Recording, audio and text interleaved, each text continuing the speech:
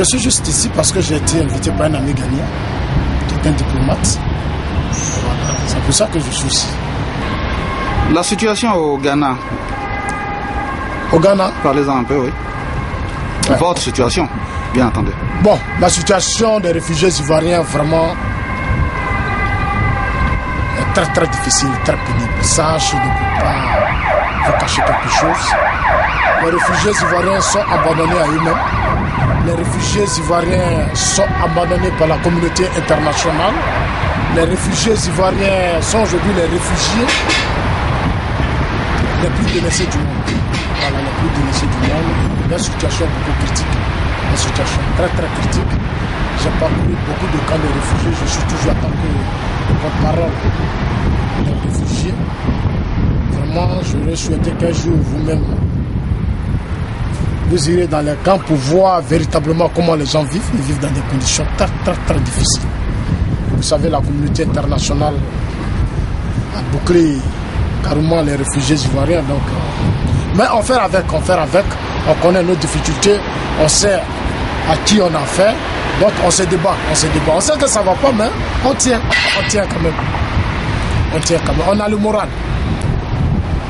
C'est malheureux que Gbagbo soit là. Je n'ai jamais aimé que Gbagbo soit là. Mais malheureusement, Ouattara souhaitait que Gbagbo soit là.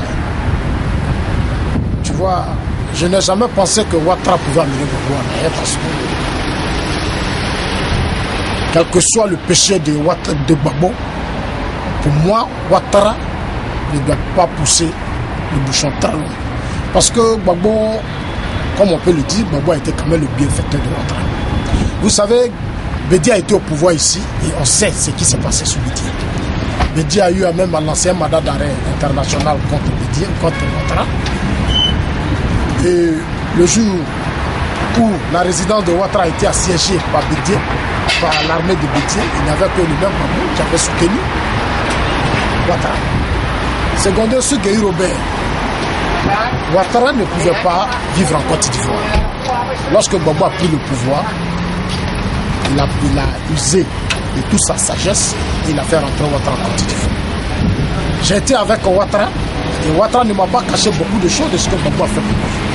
Vous savez, Gbagbo a fait trop de choses. C'est-à-dire ce qu'un homme peut faire pour un humain, Gbagbo l'a fait pour Ouattara. Ouattara a eu une maison. Tous les proches de Ouattara sont rentrés dans le gouvernement de Gbagbo. La rébellion de Ouattara a été nourrie et blanchie par Gbagbo pendant des années. Soro Diom est devenu Premier ministre. Et tout le temps, Gbagbo a fait ce qu'il pouvait faire. Mais je ne sais pas pourquoi il se trouve encore à La Haye. Je me pose encore des questions. Pourquoi il se trouve à La Haye? Mais je crois qu'un jour viendra et nous comprenons véritablement pourquoi Ouattara a accepté d'amener Gbagbo à La Haye. Parce que pour moi, ça n'a pas de sens. Ça n'a pas de sens. Et c'est malheureux. C'est malheureux que certains disent parfois que c'est peut-être une stratégie politique pour pouvoir organiser son système. Pour moi, c'est un échec et c'est une honte. Face à cette situation, pour moi, Ouattara devait démissionner parce que c'est un échec. La libération de Gbagbo, vous y croyez? Je crois, mais ce qui est un peu malheureux, vous savez, la libération de Gbagbo, moi, je crois, et mon souhait, c'est que Gbagbo soit libéré. Mais le même système, c'est le même système qui amène Gbagbo à la Haye. Qu'est-ce que je peux attendre de la CPI ou de la communauté internationale? Parce que c'est cette même communauté internationale qui a amené Gbagbo à la Haye. Maintenant, tout ce que nous pouvons faire, c'est de prier Dieu, et que Dieu descende et qu'il libère Gbagbo. C'est tout ce que nous pouvons. C'est vraiment, c'est tout ça que moi je m'attends. Sinon, si Gbagbo avait été arrêté d'autre chose, mais Gbagbo a été arrêté simplement parce que il n'était pas en phase avec la communauté internationale. Et c'est cette même communauté internationale qui va juger Gbagbo. Donc nous attendons. Ce que nous pouvons faire, c'est de prier Dieu. C'est tout.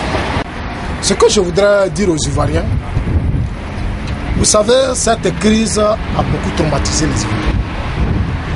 Pour moi, les Ivoiriens devaient comprendre que cette crise est née parce que Dieu l'a permise. Vous savez, il y a des choses qu'on ne peut pas dire. Parce que pour l'instant, nous autres, nous ne sommes pas pressés de parler. Parce que vous comprenez, la crise que nous vivons est la volonté de Dieu. Dieu a créé cette crise pour véritablement ouvrir les yeux des Ivoiriens. Pour amener l'Ivoirien à prendre conscience de lui-même. Pour amener les Ivoiriens à aimer véritablement leur pays. Parce que pendant des années, nous avons pris notre temps à jouer avec la Côte d'Ivoire. Nous payons le prix de nos faiblesses et de nos erreurs. Je suis désolé parce que beaucoup aiment qu'on dise ce qu'ils aiment, mais moi en tout cas je ne rentre pas souvent dans ce genre de trucs. Mais c'est ce que je suis en train de dire et j'insiste toujours sur ça. Dieu a permis cette situation pour que nous les Ivoiriens nous réveillons. Oui, que ce soit au plan moral, que ce soit au plan idéologique, il faut que les Ivoiriens se réveillent. Pendant des années, on a laissé la Côte d'Ivoire dans la main des autres. Aujourd'hui, les gens pleurent. Non. C'est nous-mêmes qui avons rendu la Côte d'Ivoire ce qu'elle est aujourd'hui.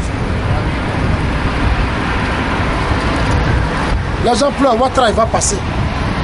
Il faut que les Ivoiriens soient sérieux. Ouattara va passer.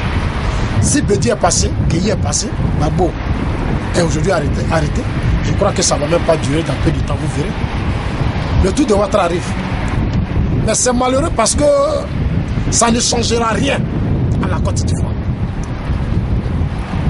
Tu vois, ça devient un vilain jeu politique qui non seulement fragilise les Ivoiriens, mais en même temps, il fait reculer la Côte d'Ivoire.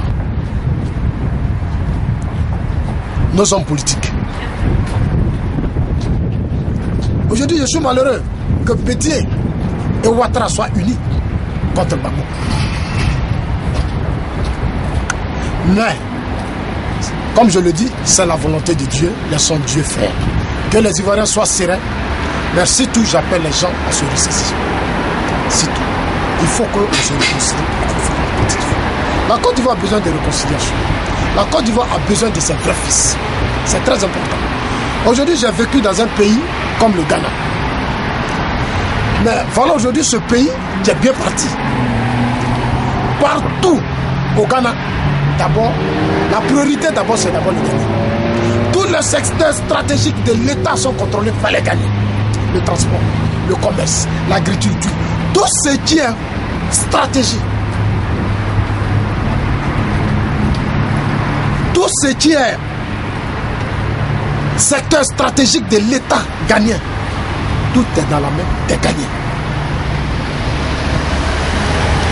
Secondo, concernant cette crise, je vais rebondir parce que c'est important. Cette crise, je l'ai dit, ça va amener les Ivoiriens, parce que généralement, à comprendre que les combats de révolution, les combats face au système capitaliste ne sont pas des jeux.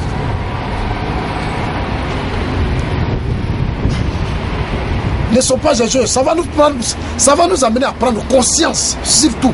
Là, prochainement, quand on veut mener des combats face au système capitaliste, on saura comment orienter nos luttes. Malheureusement, on met des combats où on ne les connaît pas véritablement. La France a créé une rébellion avec Sorodio. La France a joué avec les Ivoiriens et surtout avec le président Laurent. Et à la fin, la même France qui a imposé les accords à Gbagbo, aujourd'hui la même France arrête Gbagbo et met Gbagbo à l'arrêt. Donc, cette crise va en même temps réveiller les Africains pour revoir leur système de combat. C'est important. Oui, il faut qu'on arrête de pleurnicher. Moi, j'ai décidé de ne plus pleurnicher et de dire ce que j'ai envie de dire. Pour que les Ivoiriens comprennent et que surtout les Africains. Regardez ce pays où je suis aujourd'hui. Regardez. Copenhague, c'est un très beau pays.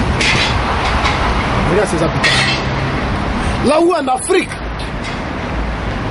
on prend notre temps à investir des milliards à des rébellions de façon.